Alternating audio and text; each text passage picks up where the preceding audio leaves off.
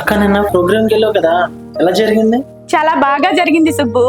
పొగడతలతో ముంచేశారనుకో. అంతా బానే ఉంది, కానీ నువ్వు మీ గురుగారి పేరు చెప్పకుండా వేరే ఎవరో పేరు చెప్పినావట. దాందేముందిరా, అవసరానికి తగ్గట్టు మారుతూ ఉండాలి. అయినా ఆయన ఏమన్నా వింటున్నాడా ఏంటి? ట్రెండ్కి తగ్గట్టు మారుతూ ఉండాలి. అదేంటి అక్క అలా మాట్లాడుతున్నావు? మీ స్థాయిలో ఉన్నావంటే కారణం గురువుగారే కదా. నమస్కారం గురుగారు.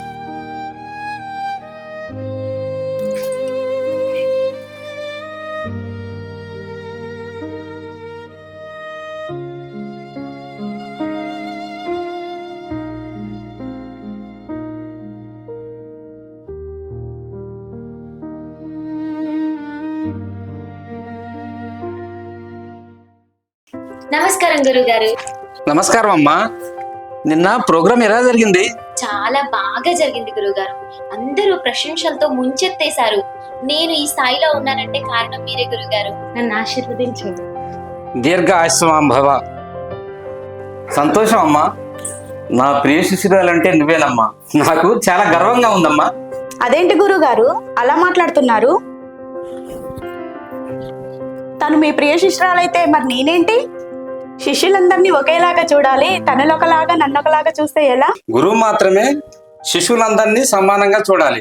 కానీ విద్య నేర్పిన గురువుని శిష్యులు గురువు కాదని చెప్పవచ్చు.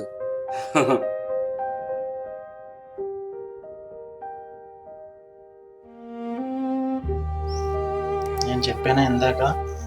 సరిగ్గా చెప్పారు గురువు గారు. ఇలానే చాలా మంది శిష్యులు విద్య ఒకరి దగ్గర నేర్చుకొని ఆడంబరాల కోసం గురువు పేరుని మార్చుకుంటున్నారు. ఆ కొద్దిసేపటి కోసం గురువు పేరుని మార్చి చెప్పినంత మాత్రాన మీ మనసుకు తెలుసు కదా నిజమైన గురువు ఎవరు అని చెప్పి. ఇలాంటి శిష్యులు ఉండడం గురువుకి చాలా ప్రమాదకరం. గురువు ప్రతి శిష్యుల్ని తన బిడ్డల కంటే ఎక్కువగా భావించి తనకంటే పై స్థాయిలో ఉండాలి అని ఏ స్వార్థం లేకుండా విద్య నేర్పుతాడు. కానీ శిష్యులే ఇలా ఉంటే పాపం గురువు కడుపు కోతకు మించిన బాధను అనుభవించాల్సి వస్తుంది. నన్ను క్షమించండి గురుగారు, నేను తప్పు చేశాను. లేకం గురువు లేని విద్యకి విలువ ఉండదమ్మా. గురువుని గౌరవించిన వాడే గొప్పవాడవుతాడు. అదే గుర్తుపెట్టుకో. ప్రతి గురువు తన విద్యార్థులను గొప్ప స్థాయిలోనే చూడాలనుకుంటాడు. కానీ ఈ తరం విద్యార్థులు మాత్రం గురువు పట్ల భయభక్తులు అలా ఉంచి గురువుకే వెన్నుపోటు పొడుస్తున్నారు. తస్మాత్ జాగ్రత్త.